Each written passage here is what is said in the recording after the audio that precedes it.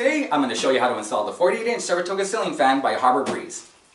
Is it damp rated? Why, yes it is. That means you could use it outdoors under any covered patio or porch. But you know what? It looks great indoors as well. Does it have two mounting options? Why, yes it does. You can mount it on a flat ceiling with the included 4.5-inch downrod, or you can mount it on an angled ceiling with another downrod which you could purchase separately. What about a remote control? Well, we have one right here. Does it have a 3-speed reversible motor? Why, yes it does. How about an integrated LED module light kit?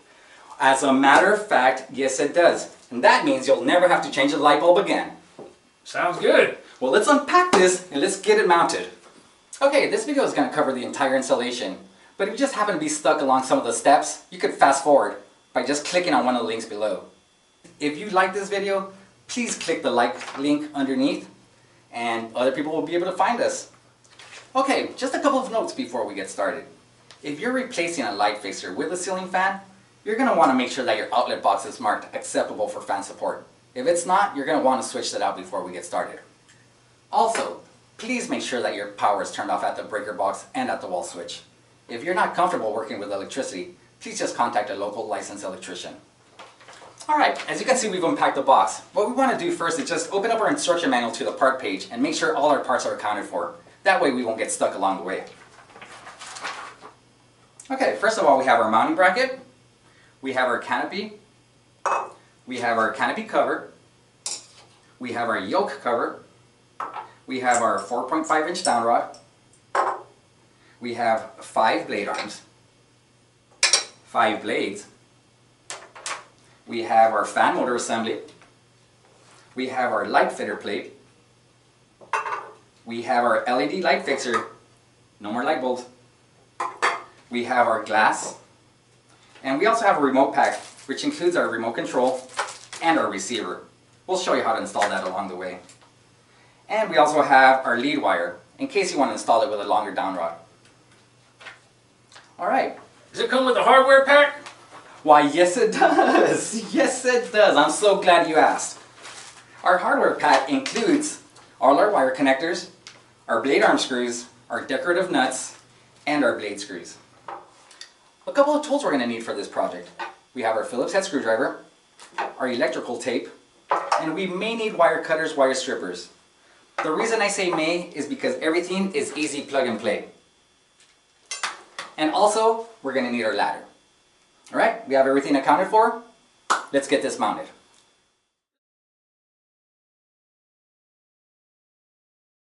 The mounting bracket has 2 slots that will align with the 2 screws in the outlet box.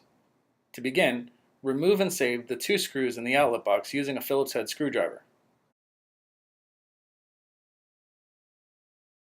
Next, align the slots of the mounting bracket with the screw posts in the outlet box. Attach the mounting bracket using the screws that were removed and saved in the first step. Make sure both screws are completely tightened and that the mounting bracket is securely fastened to the outlet box.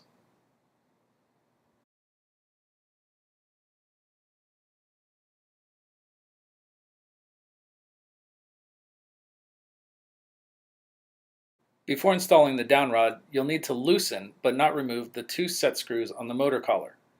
Use a Phillips head screwdriver to loosen but not remove these 2 screws. Then locate the downrod and gently pull the green ground wire from inside the downrod. Then remove the locking pin and hanger pin from the base of the ball and downrod assembly.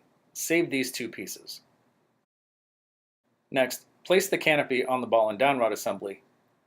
Then place the canopy cover on the ball and downrod assembly, making sure the smooth side faces the end of the downrod. Follow that with the decorative motor collar cover. Make sure the largest opening is facing the end of the downrod. Next, unwrap the wires from the fan and feed the end of the wires through the end of the downrod so that the molded adapter plug exits the ball portion of the ball and downrod assembly. Gently pull the wires through until the downrod meets the motor collar. Align the 2 holes at the base of the downrod with the 2 holes in the motor collar and insert the downrod into the motor collar. Insert the hanger pin through the hole in the motor collar and the downrod so that it exits the opposite side. Then use the locking pin and insert that into the hole at the end of the hanger pin. This will snap in place and secure the hanger pin when properly installed. Once the hanger pin is set, Use a Phillips head screwdriver to tighten the 2 set screws on the motor collar. Make sure both of these screws are completely tight. This will prevent fan wobble. Once the 2 set screws are completely tight, slide the motor collar cover down until it meets the top of the fan. Now it's ready to be hung. Before hanging the fan, it's important to note the tab and the mounting bracket. This tab will align with the slot on the ball and downrod assembly. When you hang the fan, you'll insert the ball into the mounting bracket and then rotate the entire assembly until you feel the slot of the ball engage the tab inside the mounting bracket. The fan will drop slightly when properly seated and the fan won't rotate any further. To hang the fan, lift the assembly to the ceiling, note the location of the slot on the ball, insert the ball into the mounting bracket, and then rotate the fan assembly until you feel it drop into position when properly seated on the tab in the mounting bracket.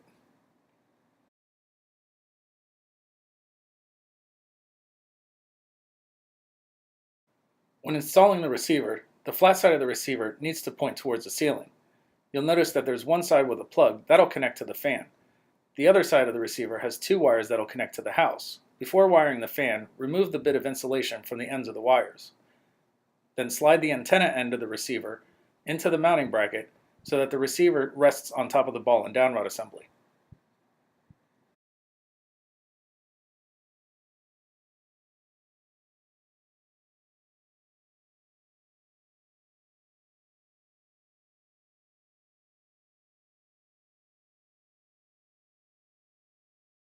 Begin wiring the fan by taking the plug from the fan and inserting that into the plug from the receiver. The plugs will snap together when properly connected. Gently tuck those wires out of the way so that the canopy attaches easily. Next, you'll take the green wire from the mounting bracket and twist that wire together with the green wire from the ball and downrod assembly. Once those wires are twisted together, connect those wires with the bare copper house wire. This is the ground connection. Twist those wires together and finish the connection using an included plastic wire nut and a piece of electrical tape.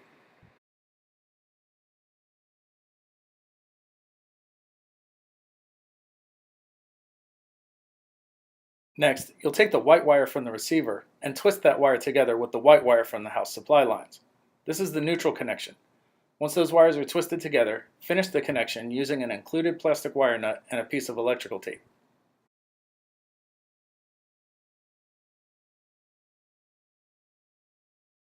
Finish the wiring by taking the black wire from the receiver and connecting that with the black wire from the house supply lines. This is the power connection. Finish the connection using an included plastic wire nut and a piece of electrical tape.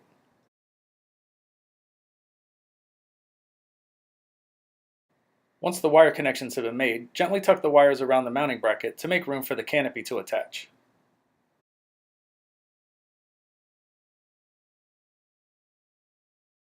Before attaching the canopy, it's important to note the 2 screws at the base of the mounting bracket. Those screws will align with the keyhole slots in the base of the canopy. You may need to loosen those 2 screws before attaching the canopy. Once those 2 screws are loosened, you'll be able to press the canopy up and twist to engage those 2 screws to hold the canopy in place before tightening. This is just a demonstration of how the process goes. Once the canopy is in place, those 2 screws at the base of the canopy will align with the 2 keyhole slots in the canopy cover. You'll lift the canopy cover up and then twist to engage those 2 screws and hold the canopy cover in place. To attach the canopy, make sure all the wires are tucked away and then align the keyhole slots in the canopy with the 2 screws at the base of the mounting bracket. Then lift the canopy up and twist to engage those screws. Next, tighten those 2 screws with the Phillips screwdriver. It's okay to push the fan away to give room for the screwdriver to access those screws. Once those 2 screws are completely tightened, you'll attach the canopy cover. Align the keyhole slots of the canopy cover with the 2 screws in the base of the canopy, and then slide the canopy cover up and then twist to lock the canopy cover in place.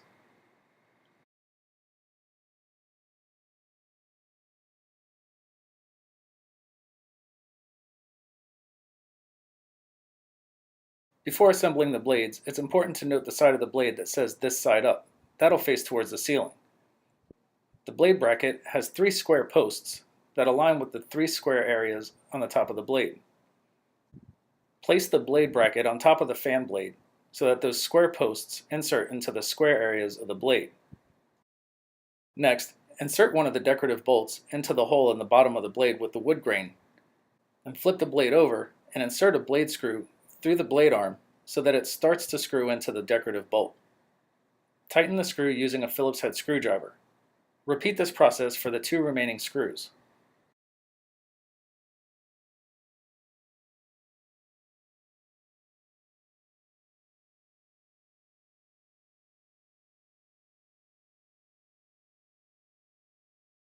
Repeat the blade assembly process for the 4 remaining blades.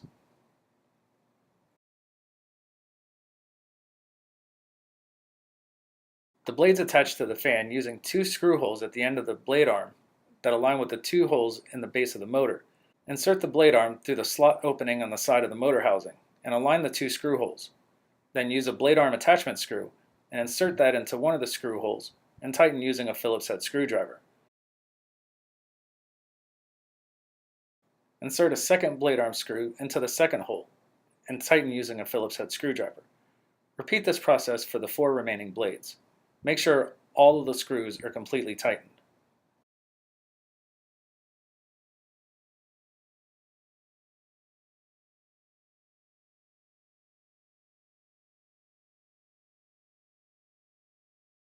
Before attaching the light kit pan, unwrap the wires at the base of the motor and gently stretch them out.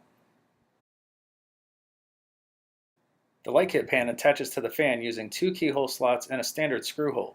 Those will align with the 3 screws and the black bracket at the base of the motor. Begin by removing and saving one of those 3 screws.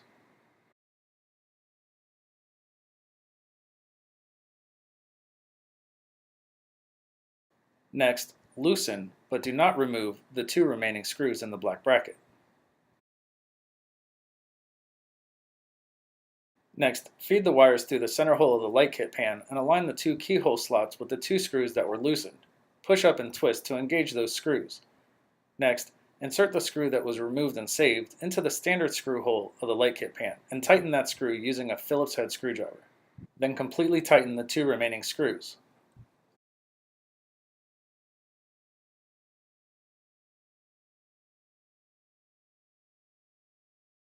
Before installing the LED module, unwrap the wires and gently stretch them out.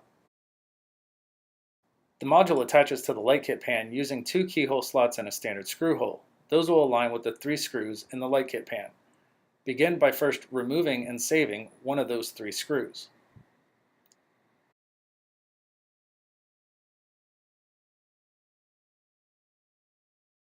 Next, loosen but do not remove the 2 remaining screws.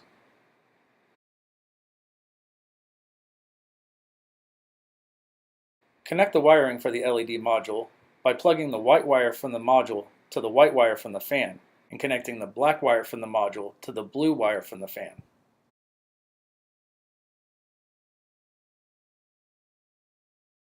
Next, you'll lift the module up and align the keyhole slots with the 2 screws that were loosened in the light kit pan and twist to engage those screws. Then insert the screw that was removed and saved into the standard screw hole. Completely tighten this using a Phillips head screwdriver and then tighten the 2 remaining screws.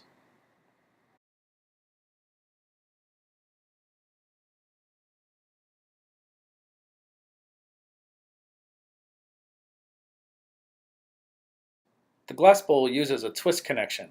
There are 3 dimples in the light kit pan that will align with the 3-notch cutouts of the glass bowl. To attach the bowl, align those cutouts with the 3 dimples in the light kit pan and then push up and twist clockwise to lock it in place.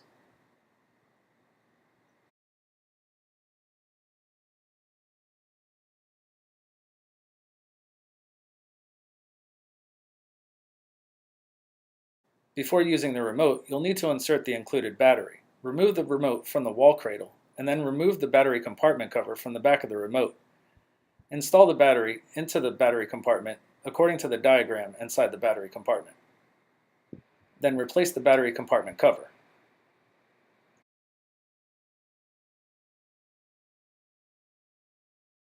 The remote includes a wall cradle.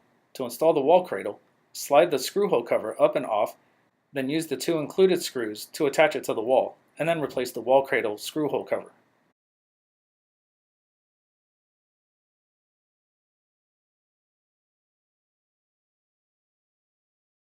The remote control controls the fan's speed and light. For low speed, press the 1 button. For medium speed, press the 2 button. For high speed, press the 3 button.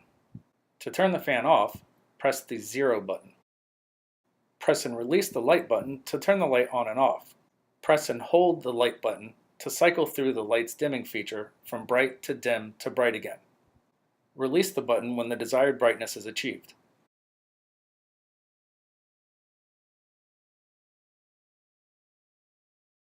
If you have more than one remote fan, you may need to change the dip switches. To do so, start with the power to the fan being turned off at the wall switch or the breaker box. Then remove the battery compartment cover to give you access to the dip switches. Using a small tool, change the dip switch settings to any combination of up or down. Note the location of the Learn button. Return power to the fan at the wall switch or the breaker box, and within 30 seconds, press and hold that Learn button for 1 second. When the remote is paired, the light will blink.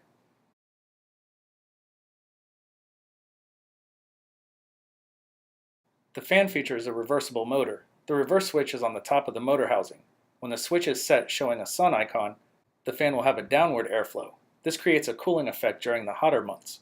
When the switch is set showing a snowflake icon, that creates an upward airflow and pulls warm air from the ceiling during the cooler months. Simply slide the switch to your desired setting. The fan must be off before setting the reverse switch.